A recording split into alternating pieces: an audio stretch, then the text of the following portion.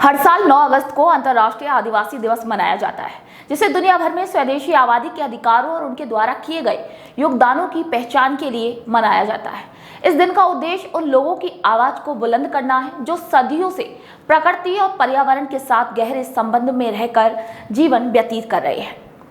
ये समुदाय जो हमारी दुनिया की लगभग 80% जैव विविधता की रक्षा करते हैं, अपने पारंपरिक ज्ञान और प्राकृतिक संसाधनों के संरक्षण में एक महत्वपूर्ण भूमिका निभाते हैं। नमस्कार, मैं निशा शर्मा और आप सभी का स्वागत करती हूँ गोल्डन हिंद पर। आज 9 अगस्त है और आज आदिवासी दिवस है। वही 2024 में विश्व आदिवासी दिवस की थीम स्वैच्छिक अलगाव और प्रारंभिक संपर्क में स्वदेशी लोगों के अधिकारों की रक्षा पर केंद्रित है। ये थीम इस बात पर जोर देती है कि स्वदेशी लोगों को उनके स्वैच्छिक अलगाव के अधिकार की सुरक्षा करते हुए उनके पारंपरिक जीवन शैली को भी बनाए रखने का अवसर प्रदान करें। भाई आपको बता दें कि अंतर्राष्ट्रीय आदिवासी दिवस की शुरुआत 1994 में संयुक्त राष्ट्र महासभा द्वारा की गई थी। यह दिवस 1982 में स्वदेशी आबादी पर संयुक्त राष्ट्र कार्य समूह की पहली बैठक की तारीख को चिन्हित करता है। इसके साथ ही इस दिन को 2007 में स्वदेशी लोगों के अधिकारों पर संयुक्त राष्ट्र घोषणा के अपनाने का भी स्मरण किया जाता है। वही यह घोषणा स्वदेशी लोगों के व्यक्तिगत और सामूहिक अधिकारों की रक्षा के लिए एक वैश्विक स्तर पर एक महत्वपूर्ण दस्तावेज भी है। चलिए आज इस वीडियो के माध्यम से आदिवासी लोगों को जानते हैं, उनके परिचय और उनके इतिहास के बारे में जानते हैं। आदिवासी शब्द सुनते ही हमारे मन में एक ऐसे समुदाय की छवि उभरती है जो जंगलों में बसता है, प्रकृति के साथ उसका गहरा संबंध है, वो अपनी परंपराओं की पीढ़ी दर पीढ़ी संजो कर रखता है। लेकिन वास्तव में आदिवासी कौन है, उनका आखिर इतिहास क्या है, वे कब इस धरती पर आए और कब बसे? आइए इन्हीं सभी सवालों के जवाब को तलाशते हैं। आदिवासी अर्थात वे लोग जो किसी स्थान पर प्रारंभिक निवासियों के रूप में बसे हैं।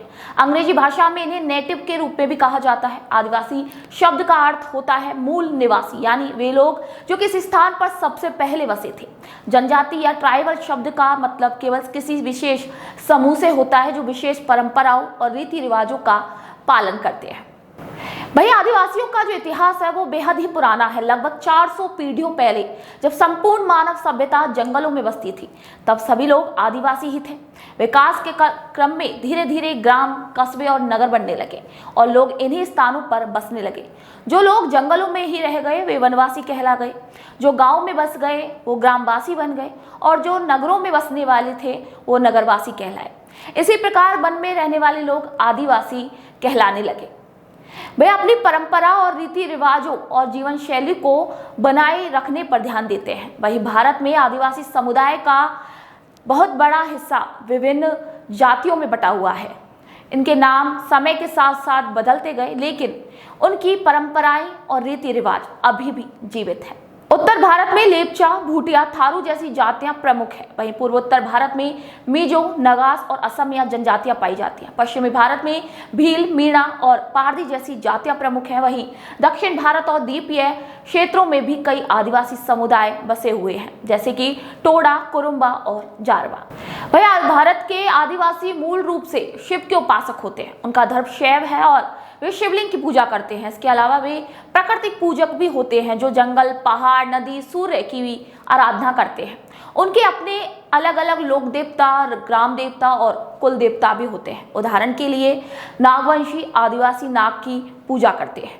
आदिवासी समुदाय का पर्यावरण संरक्षण और जैव विविधता को बनाए रखने में भी बेहद महत्वपूर्ण योगदान है।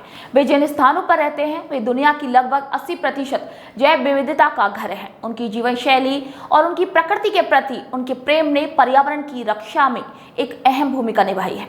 आदिवासियों की सांस्कृतिक धरोहर और उनकी परंपराएं हमारे समाज की एक अनमोल धरोहर है, जो आदिवासी समुदाय अपने पारंपरिक ज्ञान और टिकाऊ जीवन शैली के माध्यम से पर्यावरण संरक्षण में एक भूमिका निभाते हैं।